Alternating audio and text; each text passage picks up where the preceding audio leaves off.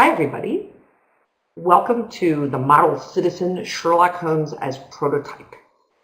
Before I launch into comparing what we were looking at last week with what we're looking at this week, I want to note a couple of interesting things about these stories and also to sort of do a little bit of foreshadowing. This is not the last time we're going to see Sherlock Holmes. And I've frozen my camera now. We actually are going to meet him again along with a female detective in the book The Beekeeper's Apprentice, which is by a modern author named Laurie King, who also writes lesbian detective fiction. And this is her take, reimagining of the Sherlock Holmes story. So I'm really going to do a lot of commentary on Sherlock Holmes and how Conan Doyle puts his stories together. And that's going to sort of move into next week and the really interesting change that we're going to make when we get to the Thin Man, how the detective evolves again. One thing I found really fascinating, and it is just by chance, but it's still fascinating, is the fact that Watson is wounded in Afghanistan and comes back, and so much of what's going on in Afghanistan in the 19th century British universe is a repetition, is now being played out again in the 21st century. And it's just, I find that really fascinating. And in one of the questions that somebody asked me from the wrap-up of last week, somebody said, how can we apply popular literature from the past to our own current experience? And I think that this is one of those places where we see a repeated human experience, and there may be some lessons to draw from that and some things to think about, and also places where we can see how much the war has changed. Now let's back away for a moment and look at what we had last week. We were talking about, well, what is this Dupin look like? And I've copied and pasted this note about these lecture notes from last week, where we said he was white, he was male, he was asexual, he didn't need to work for a living, he was well born, outside the normal world, smarter than the average person, he had wide experience. He's able to separate himself from emotion, and solving crimes is an intellectual exercise. So what's missing? In Dupin, we found that he didn't have conscience, he didn't have lust, he didn't have fear, weakness, or emotion. Well, here's an interesting. I'm sure that you noticed that there's an interesting evolution when we get to Sherlock Holmes, and he's detective version 1.2. He is male. He is white. There is a question whether he is asexual. He certainly notices women and takes account of them in a different way than Dupin did. Now there's a slight disadvantage because you read a lot of Sherlock Holmes, although believe me, the collected works are incredibly huge. It's unbelievable how many short stories and novellas, which is really what I had you read, how many short stories and novellas Conan Doyle was able to put out about this detective. And the reason he put them out is because they were wildly popular and people read them, and they were printed in magazines and they were serialized, the longer ones, meaning you'd get a chapter and then the next week or the next month when the magazine or the newspaper came out, there was another installment of the story. And it was a great way to sell newspapers. So, we have a lot more data on Holmes than we did on Dupin. There are other Dupin books where Dupin is featured, and if you look up Poe and his biography, you will get links to those. But let's go back to this. Is he asexual? Well, in The Sign of Four, he remarks when Watson gets engaged that he wouldn't he wouldn't want to get married himself. He will never marry because that would affect his judgment, and wouldn't be able to trust himself, that it might impair his judgment. You know, he might not go into danger or risk his life because he was concerned about his wife or whatever. We don't. It's very hard to ascertain where he stands, but he is aware of sexual tension and sexuality, and how women are viewed is very important to the Sherlock Holmes stories. He needs to work for a living. That's obvious at the outset. He needs to have a roommate. That's how he and Watson end up together. He is well born, however. That means he is an aristocrat. He's not an aristocrat in the sense that he has a title, but he clearly comes from classes above the majority of people who he has to deal with, particularly in the police force. This is a side note, and it's something that you may not be aware of. The police force in England began as a private organization, for-profit organization. It was a group called the Bow Street Runners. There were other iterations of this, but and they evolved into a professional, state-run organization. But in general, particularly at the outset of the outset of the evolution of the modern police force, what we saw was that the majority of the ground troops, you know, the guys walking the beat, were lower class. Holmes is distinctly not of that class, and we know this by a number of ways.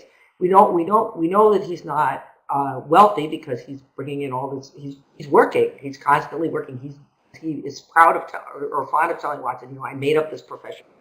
I'm the world's only unofficial consulting detective. So he's carved out this little niche for himself, but nonetheless, he is working. But we know it by how he spends his money and what he spends it on. He, as I'm going to note later, he has an appreciation for art and for beauty. He does a lot of recreation. He goes to see concerts. He collects things. He basically what he does is he pursues the life of somebody from the upper class. He's not noble. That's something completely different, particularly in the world of Great Britain. All right. He is outside the normal world, just like Dupin. Dupin and the narrator from Poe's story, if you recall, it's kind of weird, and they live in this little, they make their own little world in a decrepit, crumbling mansion, and you know, he has all kinds of kind of eccentricities and ways that he deals with the world. But in Holmes's case, he actually has something that very much sets him outside the normal world for him in certain cases. Although it affects his health, it intensifies his mental acuity, at least he argues. And this is his drug addiction. He is a cocaine and a morphine addict, and he injects drugs. Now, one thing I want you to understand is that morphine was legal. Doctors could prescribe it. They could get it and hand it out. I mean, it's a controlled substance now. It wasn't then. You couldn't get arrested for using it, as far as I know. I'm going to double check on that. But I know that many artists and intellectuals it was sort of the fashion to use it. Now we're getting up to the turn of the century where some attitudes toward drug use are changing, but certainly well into the 1920s, you had people using cocaine at parties, and that this was something that was very accepted. Drug use was accepted by certain classes of people. It wasn't seen as something nice, but it was accepted. And I mean, I'm sure many of you know the whole story that when Coca-Cola was first invented, it actually had cocaine in it. That was a selling point. So it's not as shocking and weird as it might seem. And part of the way that you can tell this is that he openly uses drugs, and that drugs are around for him to avail himself, as he's not like running around looking for his fix or anything like that, and that he's not afraid when the feds come to the door. So that choice of drug use is not what it would be now. Um, However, he is a drug addict, shoots up 3 times a day, and that and he does it to alter his mind. It was seen that kind of addiction was seen in popular circles as something that people did, to explore the unknown recesses of the mind, to trip, and he places himself outside of quote unquote normal society and the normal manner of perceiving the world, and that's part of how that drug addiction functions. Very striking thing about him. The other thing is, and this he sort of has in common with Dupin, is a lack of social skills, and it's that lack is a choice to an extent. I would say there are ways that he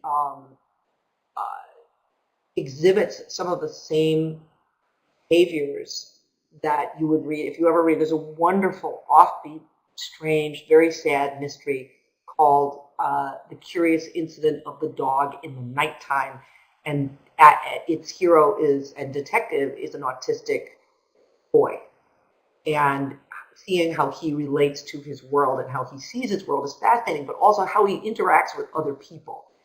Holmes is extremely dismissive of other people. He's perfectly happy to be rude. He's perfectly happy to string people along and laugh at them, which he's always doing with the police force detectives, and to make fun of people. And what's fascinating is he often values people because of their use to him, not because he cares for them, but because of they're useful or they bring up a point. And there's that scene where he's looking at the watch and deducing some things about Watson's brother, and Watson loses it with him and goes, this is my unfortunate brother, and how can you do this? You treat it like it was just a puzzle. And Holmes says, you know what, I'm really sorry. And that brings us kind of to the other side of him being outside the normal world. The thing that's interesting about Holmes is that although he is different, he also has the ability to disguise himself, to make himself physically different, to change his voice, to appear in a whole number of ways that kind of speak to his ability to blend in, to find things out. He also is able to have people develop affection for him. Watson genuinely cares about him and loves him as a friend, even though he's a morose, sarcastic, inconsiderate nut job half the time that he's with him. And the thing is that this ability to disguise, to change, to blend is going to be continually important as we look at detectives going forward. What's fascinating here is that Dupin's exercise, and a number of you have pointed this out in the discussion forums and in your quizzes or your wrap-ups. Dupin's exercise is intellectual. He goes and he looks at things, but he doesn't really do anything to solve the case other than that. In terms of physical exertion, he doesn't disguise himself. He doesn't pretend to be somebody else. He doesn't crawl around on the ground. And it's just that what we find in Holmes is an active detective, somebody who, although the intellectual is completely central, completely integral to who Holmes is and how we understand him. Nevertheless, what makes these stories, and I hope they were exciting for you, what makes them exciting is that there is a sense of motion, of physical activity, of the ability to get from one place to another, to unravel the mystery. So, okay, we've got this. He is, like Dupin, smarter than the average person, and in the way that Poe discussed. You may notice I'm sure you've noticed the references to Poe, actually throughout, to Murders in the Rue Morgue. There are references to that story, and I don't mean that he's quoting it, What I mean is you see reflections of the kind of discourse, the ways of talking that were first started there. And Conan Doyle, who, I mean, this is now I'm giving you an editorial version, is that I think he's a wonderful writer. He does write in the style of his time, which I'll talk about in a little while. But he's great at telling a story. He loves to tell a story. But nevertheless, we have a guy who is smarter than the average bear. He is a creative and analytical thinker, just as Poe, kind of describes in his, or not kind of describes, as he describes in the kind of introduction to Murders in the Rue Morgue. And he is able to separate himself from emotion as long as it isn't involving him. With him, he gets, you notice how Watson describes him again and again, petulant or grumpy or sad or upset or surprised. So, but he's able to separate himself from emotion in the sense of he doesn't swoon when he sees a dead body. He's not horrified. He's not looking at the corpse in The Study in Scarlet and saying, great God, how did this man perish? He's walking around coolly and analytically. And so in that sense, he's not swept up in what I can only call the romance and the theater of death. So much of murder mysteries appeal hinge on that romance and that theater, on the fact that we are so compelled and fascinated by death, violent death, what happens when people die, what happens to the people who kill them, why do people kill? We want to know all of this, okay? So he has that skill just as okay. Now, as with Dupin, we have solving crimes as an intellectual exercise. He talks about that a lot. He gets a lot of pleasure out of that. He loves. This is one of the funny things about Holmes, and there are passages of great amusement in these stories, as you may have noticed. But one of the funny things about Holmes is that he's kind of a braggart. He's proud of himself. He's like Dupin, he's like, ooh, aren't I clever? And he gets pleasure from that. But in addition to that, solving crimes provides him with a sense of superiority. He likes to feel that he can do things that other people can't, right? However, what's interesting is that he is capable of friendship, just as Dupin was. But here it's this a lifelong and deep friendship where within the limits of his personality, he is genuinely fond of Watson. And he has other friends and people that he works with. But the friendship is always there on his own terms. Kind of love me or leave me, take me as I am, okay? And I talked about the strong appreciation for art and beauty. Now, when we look back at the what's missing from this picture, how is this guy not like your average normal? We continue to see a lack of conscience. Not because he's committing evil deeds or anything, but because he's not solving the mysteries because crime is evil and people must pay for their crimes. That's not his first motivation. That motivation does, to an extent, exist. But I would argue that for Holmes, to an extent, that motivation is a person who is a criminal and gets away with it is someone who has eluded my ability to capture them. Again, we'll say that lust is missing. It's not a driving or controlling factor in these stories. Fear is not missing. And neither is weakness. He does become afraid when he is talking to when he's put in situations of danger. He does become worried. That is obvious. The other thing that isn't missing is weakness. Now, we could argue that Dupin was weak in a number of ways, and this is, the greed and the hatred and whatever. We couldn't find those kinds of weaknesses. But Holmes has a number of weaknesses, and including being wrong. He's not always right. And I think even though he's set up as this is the infallible, it always takes him a while to get to the place he needs to be, even though he's walking around saying, I knew it all from the beginning.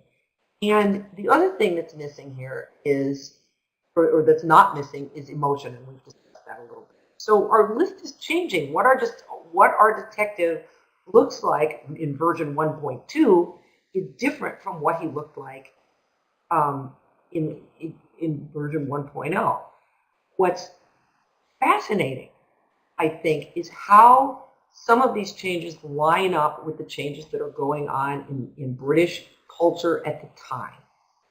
Okay, what we see as we move towards the 1900s is we see an incredible shift towards a society as a whole questioning its values, questioning its beliefs, and standing on the brink of monumental change. And that change, it's fascinating because you guys were in your many people in the first wrap up said the biggest difference between Dupin and the person that you picked, a modern detective that you picked, is technology. That's the biggest thing. And it is technology which forces people to, which forces a paradigm shift, which forces so many things to change in society. Think also about the political, psychological, and intellectual developments as we approach and I think I said 19th century, as we approach the 20th century. Sigmund Freud is beginning to emerge, or I'm sorry, psychoanalysis is beginning to emerge. I mean, earlier versions of that are percolating up, and Freud is starting to, the groundwork for Freud and Jung are being laid so that people are starting to be very interested in psychology. As far as Dickens, we can go back to Poe's era. Dickens and Wilkie Collins, who are two seminal mystery writers, were very fascinated with psychology, but they looked mostly at things like hypnotism and a little bit more aligned with spirituality.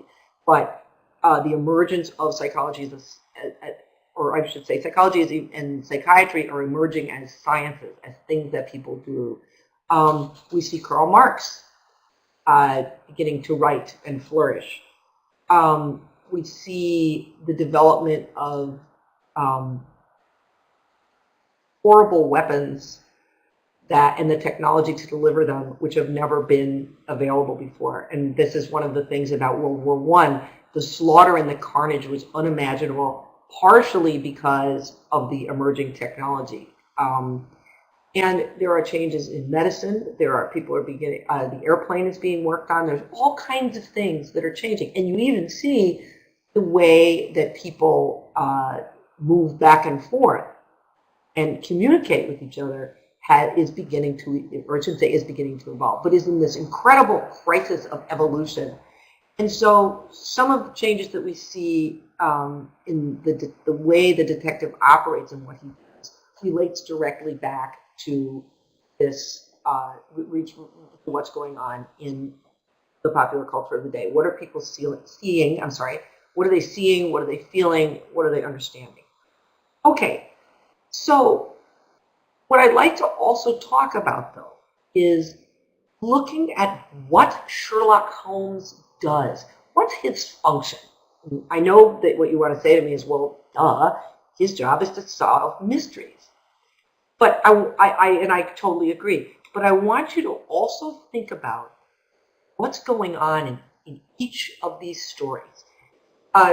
Somebody in their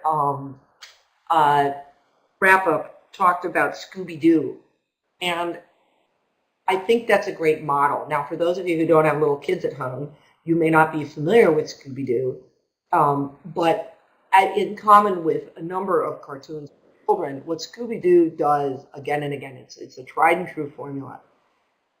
There is a mystery arises that involves the supernatural. Okay?